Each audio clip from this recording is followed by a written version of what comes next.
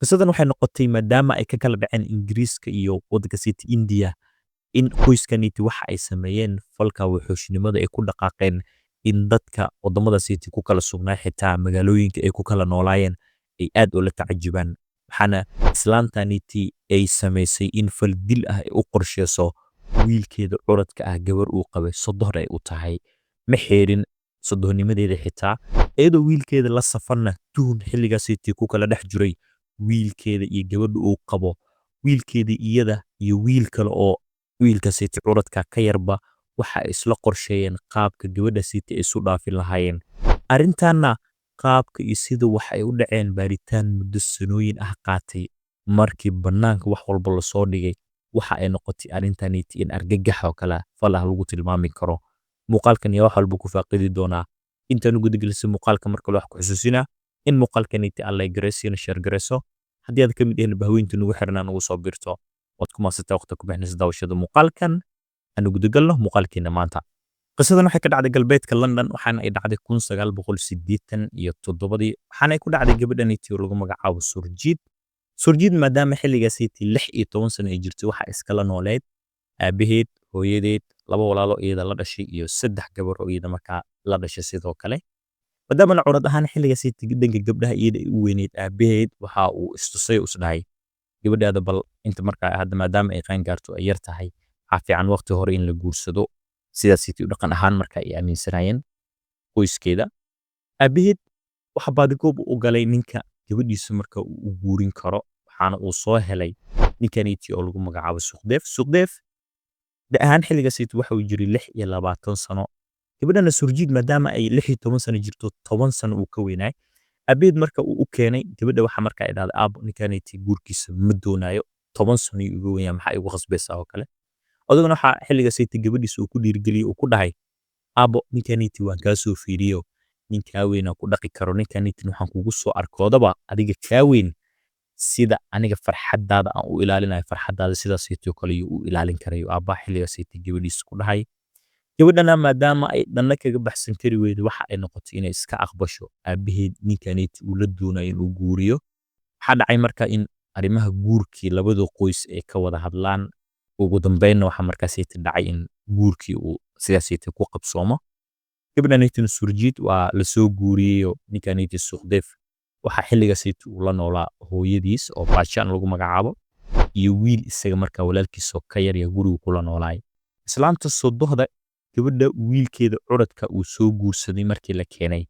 dabeecad ahaan islaanta waxa markaa iska ahaydoo in iyada guriga amarkeeda kaliya uu ka soconay sidaas ay markaa xabsi oo kale uu ahaa iyada waxay dhahaysay unbaa wiilasha ka fula iyada controlka guriga hayso amarku iyada unbaa laga qaataa gabadhii markaa waxay ku tiri soo dhawow gurigana amarkeega markaa ka shaqeeyo sidaas uu ogow halkana gurigana hawshiiso idil adiga inaad qabato yaa laga rabaa sodoo saasay markaa ku tiri gabadha maadaama ay horena guurka loogu soo qasbay arrintaniti marka haddana waxa ay ku sii noqotay la yaab oo kale in guri control oo kale wax walba sodohda looga amar qaadanayo ninka iyada qabo hooyadeed waxa markaa uu ku noqotay xoogaa culeys oo kale laakiin waa iska aqbashay dhanka maadaama ay dhanna kaga baxsan karin waxa ay noqotay in arrintaniti duuduub ay ku liqdo hawsha guriga sida unba iyada markaa wada qabato haddana dhibka jiro waxa ahayd sodohdu dhankaas qaylo marka la dhaho kale islaan aad u qaylo badan ay ahaydo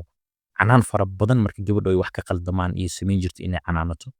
gabadhana maadaama marka qaar xoogaa qayladu marka ay ka badato u dul qaadan kari weysa haddii hadal ay ku celiso sodohdeed waxa dhici jirtay in iyada ninkeeda islaantaniti sodohda wiilkeeda in marka uu ku sameeyo in uu dhibaateeyo jirdil uu geysto dhowr mar yaa dhibaateyntaasi ay ku dhacday maadaama gabadhaniti Surjit aysan u dulqaadan weysay islaanta sodohda iyo ninkeeda dhibaatada ay ku hayaan qaylo iyo dil in la sugu daraayo wax dhacdaba in aabaheed intay u tagtay ay ku tiri aabo ninkaniti adiga shalay ii keenay qoyskaniti waa macquul oo wanaagsan yihiin ay dhaheede hadda markaa maadaama dhibaatooyinkaniti aan arkayo wax adiga aad ii sheegaysay wax halkaniti aan ku arkayo waa kala duwan yihiin dhada aabo si markaa aniga qoyskaniti ma doonayo kale dhibaateyn xataa waxa ay tustaba dhaawacyada jirkeeda ku yaala iyo dhibaateynta la gaarsiiyay aabaha gabadhaniti Surjit aabeed xilligaas waxa uu ku dhahay dib mal aabo qoyskaniti inay wanaagsan yihiin oo qoys noloshaada kaafin karin ay yihiin oo kala kugu soo arkay waxaa samaysaa arrintaniti waqti kooban iyo iska jiri doontaa oo jirtaa ma sii jiri doontee iska dulqaado wax yar iska sawir sidaasaytii markaa ugu niyad celiyey gabadhiisa waa iska soo baxdo reerkeedii markaa dib isaga soo laabatay 2 sano kadib waxaa dhacday 1989kii gabadhaniti Surjit gabar iyada ka yar in haddana markaa loo soo guuriye ninkan iyada qabo walaalkiis ka yar ee guriga kula nool ayaa loo soo guuriyey odayga laba gabar ayuu isku soo daba dhigay reerkaniti oo gabadhiisa curadka hore maadaama uu soo guuriyey iyadoo dhibaato u sheeganayso iyo gabadhiisa kale haddana marka ugu soo kordaray gabadha yar waxaa markaa dhacday maadaama waqti kooban markii ay joogtay in ay aragtay culayska walaasheed ka weyn ay guriganiti ku haysto in qaylo iyo dil isugu daraayo iyadana dhankeedii kaga soo biirto waxaa lagu dhahay haye amarkana sodohda laga qaataa waa loo sheegay guriga shuruucdiisa sidoo kalena hawsha guriganiti odil inaad qabato yaa lagaa rabaa lagu dhahay culayskaasitin waa isla qabeen labada 1991 waxaa markaa dhacday in gabadha markaa labada gabarba uur ay qaadaanoo sidaasiti marka ay ku dhalaan gabadhaniti Surjit waxaa markaa xilligaasiti ay dhashay gabar maadaamana culayska ay dul qaadan kari weysayoo dhowr sano ay ku jirtay gabadhaniti curadka ee Surjit waxaa dhacday in bal ay isku daydo in bannaanka ay u baxdo shaqo ay raadsato dhowr meel iyo shaqo markaa ka raadisay ilaa heer ugu dambeyn agency shaqo markaa ay ka hesho in ay wakiil kaga noqoto dhankaasiti garoonka oo tikadada body buska dadka markaa u jirto halkaasiti shaqo markay ka heshay xoogaha yara dhaqaale ay arki karayso waxaa markaa ay samaysay gabadhan Surjit in gabadheeda ay dhashana ay qaadato reerka ay ka baxdo goonina ay u degto waa ay ka tagto xitaa waxba uma isa sheegin way ka dhuumatay reerka waxaa markaa ay noqotay in ninkaniti Suqdeef ee curadka markaasiti ahaa xaaskiis maadaama ay baxdo guriga ay ka tagtay in isaga hooyadiis ay iswareystaan oo ay dhahaan bal gabadha xaggee ka baxday waa gabadhii waa la raaraadiyey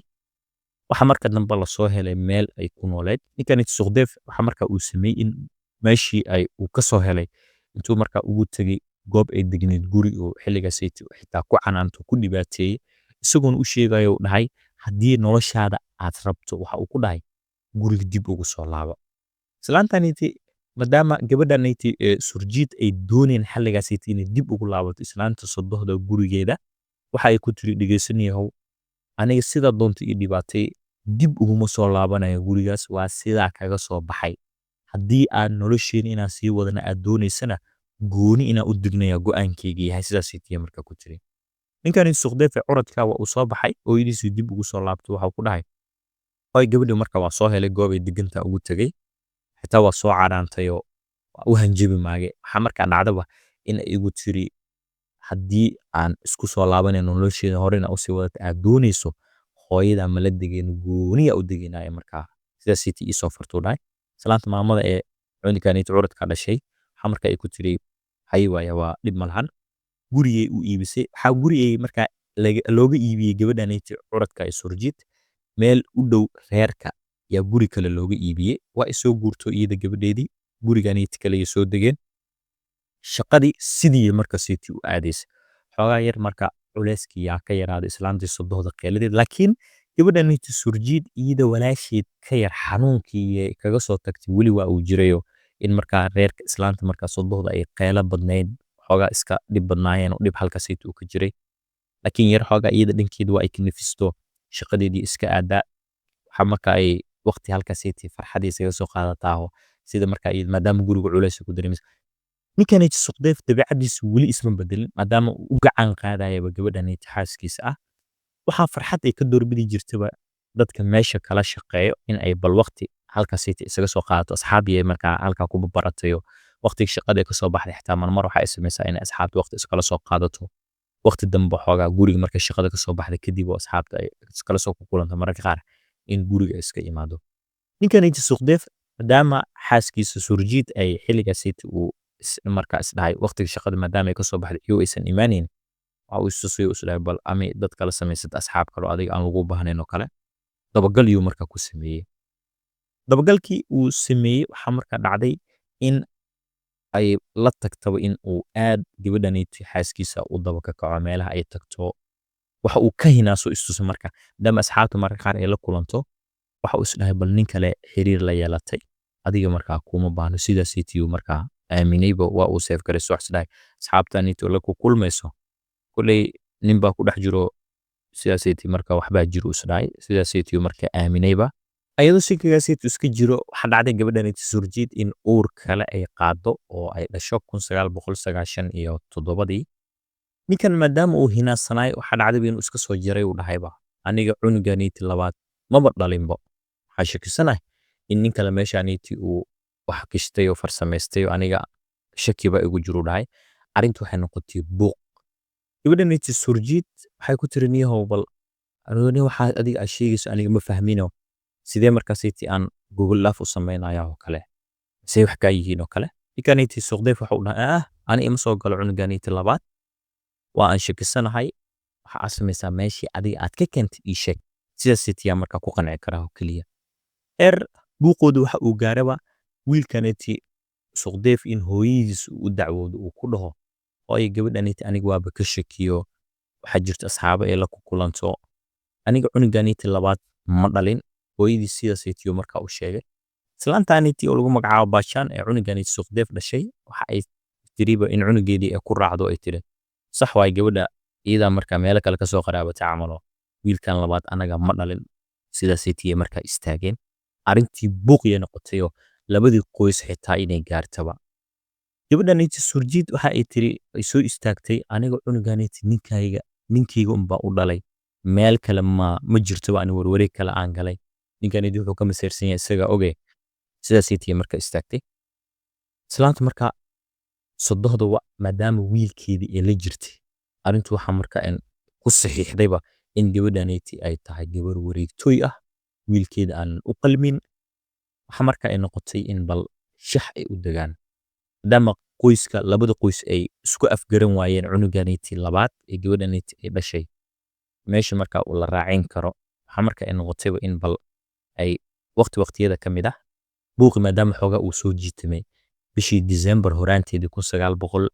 1998 in bal arrintanaytii ay ka wada fariistaan islaantanaytii sodohda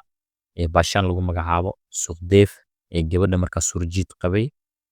gabadhanaytii surjiid walaasheed ka yar maadaama guriga lagu qabo waa ay joogtay ninkanaytii curadka ah ee suuqdeef walaalkiis ka yar afartaasaytii qof yaa horaantii December 1998 guriga markaa ku shiray waxaan ay ka shireenba qaabka arrintanaytii ay ku dhammayn karaan islaantan baashaa ee sodohda waxa ay samaysay inay ku tiri bal wiilkeeda curadka ah aniga yaa qorshahaayo waxaa jirto in bishanaytii Decemberba ay dhacayso in aan aado waddanka City India Punjab halka City Aroosiya jiro la iga soo digtay waxa aan sameynay dhahday bal gabadhanaytii ka waran bal hadda intaan wado halka City geey aanba nolosheeda halka City aan ku soo dhameynaba qof yaan kala ballamaya oo aan kala tuur leeyahay hawshanaytii gabadhan surjiid ee City markaa loogu ballamayo walaasheed ka yar reerka yaa qabo oo maalinta City waa ay joogto waxa City laga hadlaayo laakiin waxba kama dhigi karinoo maadaama reerku ay ahaayeen in ay kontroolayeen gabadha City yar waxaa jirtaba in uu dhegeysto meesha ay ka ahayd walaasheed sida markaa loogu gorgortamayo arrinteeda in laga yeelo la qorsheenayo ninkan suuqdeef waxa uu dhahay sax waay hooy waanba kugu raacayba maadaama aniga gabadhanaytii aan ka shakiyo gabar sumcadeena aniga halaynaysa ay tahay hadda cunugii dhashay aan ka shakisanahay samayba waddanka City India u kaxeey in markaa City aad bal na dhammaysiyaanba doonayaanba hawshanaytii waxaa jirtay waqtiga City waqti u dhow oo 1998 in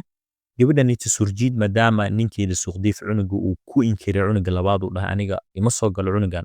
arrintu waxa markaa ay gaarto furiin ay dalbato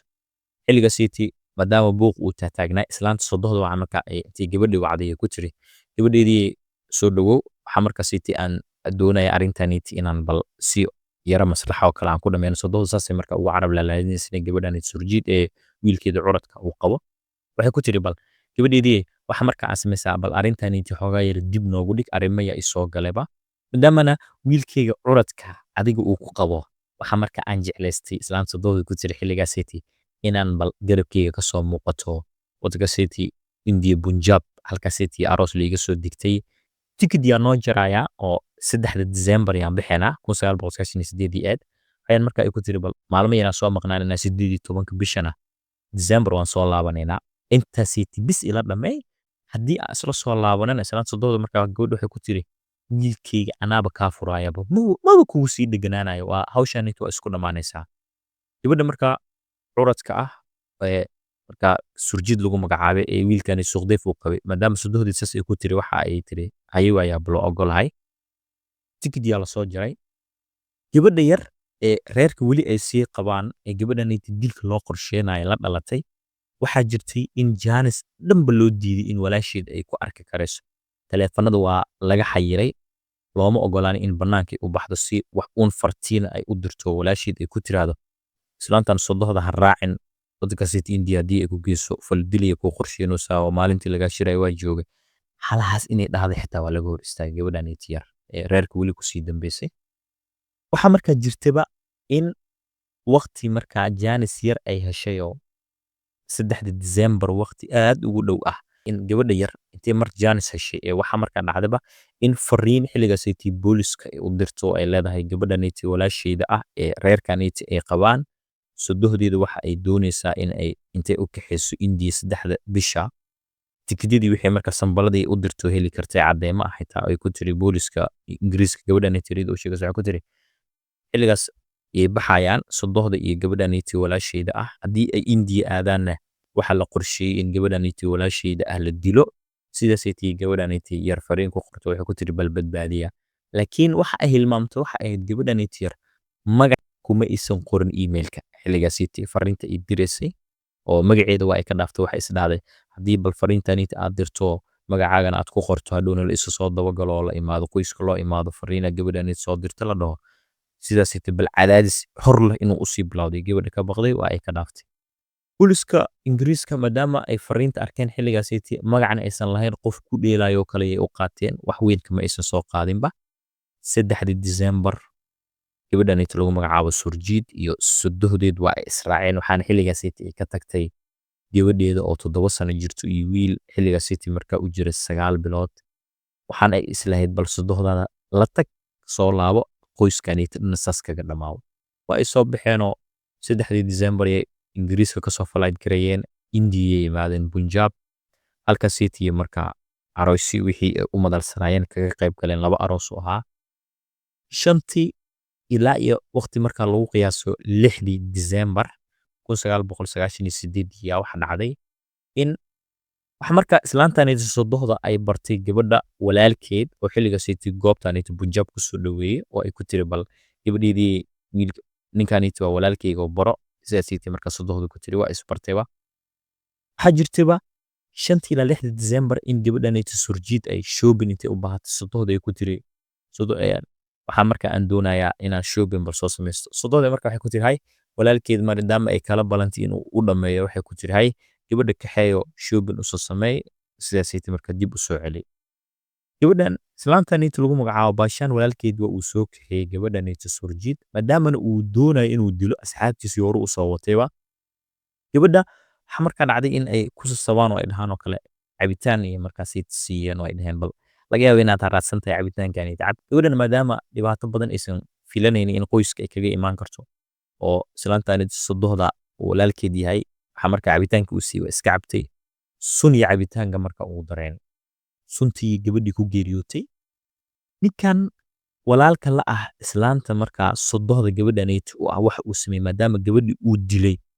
isagii asxaabtiisa waxa ay sameeyeen in ay meedkeeda webiga ku tuuraan sidaas ay tii xaalkii idil markaa ku dhamaaday islaanta sodohda islaanta lagu magacaabo baashaan waxa iska soo laabatay 18 December 1998 London iyo ku soo laabatay iyadoo markaa dhahayso kaligeed iska ah markaa gabadha yar waxa markaa ay samaysay in bal ay weydiiso sodohda kaligeed maadaama ay soo laabatay inay ku tiraahdo gabadha walaasheeda ah ay kula baxday aaway sodohda xilligaas ay tii waxa gabadha yar ee reerka weli ku hartay ugu jawaabtay ku tiri gabadha walaashaada markaa maalmo yar oo iska jeclaysatay Punjab inay sii joogto waa falaydida soo xigay markaa maalmaha soo xigay imaanaysaa saas uu ugu kala markaa gabadha yar ee reerka la joogtay ee la qabay reer ku sii dambeysay maadaama maalmo walaasheed ay weysay aabaheedii xilligaas ay telefoon u dirto waxay ku tiri aabo gabadha iga weyneed sodohdii israaceen oo India aadeen 3 bisha 18 kana islaanta sodohda keliya soo laabato gabadha walaashayda ah gacan laguma haayo waana u baqayaa in markaasaytii dhibaato la soo gaarsiiye bal baadigoob aabbaha waxa uu sameeyey xilligaasaytii in uu sodohdii soo wacay waxaana marka uu ka xalwareysanayo uu ku dhahay ay gabadheyda bal aaway waa maadaama isla safarteen oo hindiya aadeen adiga kaligaa soo laabatay sidee wax u jiraan oo kale markaa islaan sodohda marka waxay ku tiri dhegeyso gabadhaada nin yee la baxsatayoo halkaasaytii indiya waana soo qaban kari waayo sidaasaytii markaa waa kaasaa waxaa dhacdayba in odaygii maadaama sidaanayti sodohda ay leedahay bal inankii gabadhiisa qabe yuu haddana wacay inankii gabadhiisa qabe xilligaasaytii waxuu ku dhahay gabadhaada aabo inaga marka halkaanayti aan joognay xitaa way igu madax adeegtayoo halkaanayti asxaab iyo saaxiibo iyo ku lahayd uu dhahay halkaasaytii indiya markay tagtana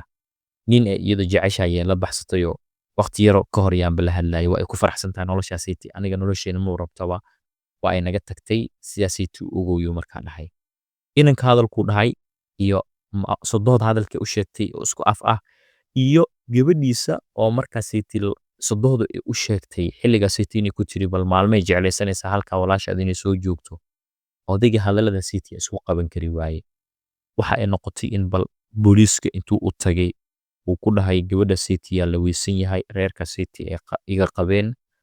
waxaa markaa aad samaysaa in baadigoob bal ay igu samaysaan 3 bishii baxday sodohda keliya markaa soo laabatay oo israaceen booliisku waxa markaa ay noqotay in bal baaritaanay u guda galaan oo xilligaasaytii waxaa la soo xiray 2000 abaara markaa xilli ay ku aadinayeen waxaa la soo xiray gabadha reerka markaa ay qabeen gabadhaanayti la dilay ka yarayd sidoo kale labadii wiil ee reerka ka dhashay midka curadka midka kale iyo islaanta maamada ay falkaanayti dilka ah qorshaysaba waa la soo wada xiray waraysiyaa markaa laga qaaday maadaama caddaymo badanna xilligaasaytii booliska gacanta aysan ku heli jirin oo falka uusan ka dhicin London waxaa markaa ay noqotay bal muddo hal maalin kadib ah in la iska sii daayaba laakiin waxaa markaa jirtay in gabadha waqti kadib haddana ay aabaheed u sheegtay oo ay haddana markaa ku tiri gabadhaanayti yare reerka weli markaa kusii harsanayd inay tiri aabo reerkaanayti falka dilka qaabkay u qorsheeyena waxa ay tahay in sodohda islaanta iyo inankeeda curadka ay gabadha markaa qabay iyo ninka aniga i qabo iyo gabadha yardhay markaa xilligaasaytii yaa goob markaa wada joogay anigan waaba la joogayba oo waxa dhacay dhegeyga markaa kama ay qarsoonin indhaheygaba qaabka sida wax loo qorsheenayay waxaana qoyskaanayti u qorsheeyay inay tiri gabadhaasaytii gabadha aniga igu weyne walaasheeda ah in maadaama xilligaasaytii buuq uu jiro furiin ah reerkaanayti waxa istusayeen bal gabadhaasaytii in magacooda ay wasaqayso xukunkeedu dil uu yahay islaanta sodohda yaa waxa ay samaysay dhahday gabadhaanayti yar in ay gabadhaanayti walaashayda ah ay wacday oo ay ku tiri xilligaasaytii in ay aroos waddankaasaytii indiya bunjaab looga soo digaayo sidaasaytii markaa iyadii wiilkeeda xitaa qorshe iskula degeenoo sidaasaytii lagu wacay gabadha loogu sheegay iyadoo loogu carab laalaadinayo la dhahayo furiinkaagan waa diyaar markaa soo laabato abeed xilligaasaytii gabadhan yar waxa uu ku dhahay sidaanayti wax ay u jiraan ani ay igu sheegayso booliisku ugu sheegay gabadha marka waxay noqotay in ay yara weli markaasaytii maadaama qoyska ay ka yara baqaysay xitaa waqti yara ay sii yara hayso ay ku xanuunsatay xitaa arrimaanayti qoyska waxa ay walaasheed ku sameeyeen sida iyada oo la dhaqmaayaan waa ay ku xanuunsato isbitaal la jiifiya xitaa isbitaalka way ka soo baxdana si toos yeewa intii booliiska ugu tagtay iyo wax walba ugu sheegtay booliiska maadaama caddaymo loo sheegay oo warbixino badan markaanayti loo sheegayo mar kale waxaa dhacday 2005 in qoyskaanayti idin la soo wada xiro islaanta sodohda wiilka curadka iyo wiilka ka yarba in la soo wada xiro maadaamana gabadhan ay ku martiqaati furayso oo wiilka yar reerka yar uu qabay waxaa markaa ay noqotay in booliiska markaa London ay baaritaano aada ay sameeyaan maadaama arrinta ay ka baxsan tahay xitaa Ingiriiska in xitaa codsi loo dirsado booliiska Indiya dhanka kale waxaa jirtay in gabadhaanayti la dilay aabaheed walaalkeed maadaama xilligaasaytii uu joogay Punjab in aabaha uu ku dhahay bax wiilkeygiiyo u tag booliiska Indiya oo Punjab magaaladaasaytii u sheeg in gabadhaanayti la weysan yahay oo xilligaasaytii ay soo safartay caddayman wixii ahaayay dhan markaa waa ay qaadeen oo wiilkaasaytii walaalka ah ee gabadhaanayti la dilay la dhashay waa uu qaaday booliiskii u geeyey waxaa markaa noqotay in booliiska London ay la soo xiriiraan booliiska Punjab oo ay leeyihiin xilligaasaytii gabadhaneetiya boolis dadkaneeti hindida qoyskaneetiya lagu eedeynaya in halkaasiti ay kusoo dileen caddeyman bal sameeya booliska indiya baaritaano xoogan iyo sameeyeen waxaana ay soo heleen in qaabka sida loo dilo warbixin ay kusoo daabaceen in islaantaneeti booliska london u xirnay sodohda walaalkeed markii gabadhaneeti surjiid ay timid indiya in cabitaanka sun ugu diray isagii asxaabtiisana ay sameeyeen in webiga ay ku tuureen sidaasay tiyaa warbixin loogu soo daawacay booliska london arrintu waxa markaa ay noqotay in 2006 bishii sideedaad in ay markaasiti maxkamad qoyskaniti si toos ah u wajahaan laba dhinacba qoyskaniti waa loogu marqaati furayo gabadha uu qabo inanka reerku u yarna waa ay ku marqaati furaysa walaasheed waxa ay ku sameeyeen sidoo kalena booliska london cadeemo waxa ay haysteen booliska punjab ay usoo direen in gabadhaasiti la dilayo islaantaniti sodohda walaalkeed uu dilay maadaama gabadha yar ee reerkaniti marka ay qabeen gabadha la dilay ka yar inanka reerkaniti u yarna uu qabo waxa markaa marqaati ugu weyn ay ku furayso waxa ay ahayd wiilka orodka ay reerkaniti oo lagu magacaabo suuqdeef iyo islaanta qoyskaniti oo baashaan lagu magacaabay wixii dhees labadaniti kama dheero islaanta sodohda iyadaa keentay falka sidoo kalena ninkaniti waxa uu doonayaba in gebi ahaanba markaasiti islaanta xaaskiisa ah la isdhaafiyo la qaarajiyo waa uu ku taageersanaa hooyadiis waxa markaa jirtaba in inta maxkamadda aan la soo gaarin xitaa cadeymo lasoo bandhigay ee xitaa ninkaniti suuqdeef in uu bal maxkamadda intuu tegey arrinkii furiinka mar hore gabadha markaa xaaskiisa ay dhimatay arrinta kiiska maadaama uu bilow ahaayo kale wuxuu dhahay kiiskii dhammaystiraya oo kale waxaan doonayaa xaaska in markaa gebi ahaanba iska furo kuma uusan guulaysano waxaa lagu dhahay gabadha marka aad furaysan ha imaado kale oo iyada warqada dhankeeda ay kaga saxiixdo arrinta kuma uusan guulaysan maxkamaddan maadaama ay ku timid caddeynta sitina dushiya loo sii saaray sidoo kale oo booliska london waxaa markaa cadeymaha maxkamadda ay keenayd ininkanidii dembi uu ka baxsanayo gabadhaasiti uu doonayo inuu dhaho waa furay oo kale hindiyii aaday ninii halkaasiti isku dafeen oo kale aniga markaa maba ogiyo kale waxaa markaa dhacday in ugu dambeyn islaanta sodohda ee islaanta qoyskaniti lagu magacaabo baashaan iyo wiilkeeda oradka ee suuqdeef ee gabadhaniti surjiid la dilay qabay in 20 sano oo xabsiya maxkamaddu ay ku xukunto muddo dhowr sana markay qaadatay oo 2007 yaa la xukumay 2009kii yaa waxa markaa dhacday in islaantaniti sodohda maadaama xanuuno ay qabtay in ay xabsiga aad ugu xanuunsatay sanooyin yaa xabsigeedii xoogaa laga soo dhimay oo muddo 15 sano ayaa looga soo dhigay wiilkeedu curadka ah laakiin 20 sano iyo si toosa markaa u qaadanayay waxaana sidoo kale maxkamadda markaa iska sii daysay hardiif inanka reerkaniti u yar ee qabay gabadha reerka markaa ku hartay sida iyo qaabka bahalnimada ah ee qoyskaniti islaantaniti sodohda iyo wiilkeeda ay ku dhaqmeen sida iyo wax marka aad ku tilmaami karto qaybta faallada inoogu reeb sida aragtidaada ay kula muuqato qoyskaniti bal falkaniti ay sameeyeen maxaad ku qeexi kartaa oo magacaad u bixinaysaa ilaa dhammaadka haddii nala soo gaartay fadlan nagu taageer in muuqaalada dhankaaga aad ka faafiso oo liketa iyo shareta aad nagu dhiirigeliso si muuqaalo caynkan oo kale aan u soo badino haddii aadan ka mid ahayn bahweynta janalkan ku xiranna oo kugu dhiirigelina maadaama ilaa dhammaadka aad nala soo gaartay in muuqaalada adigana sidoo kale dhankaaga aad ka faafiso liketa iyo shareta aad nagu dhiirigeliso waad ku mahadsan tahay mar kale daawashada aad ku bixinayso muuqaalkan muuqaalka xigaya noo balana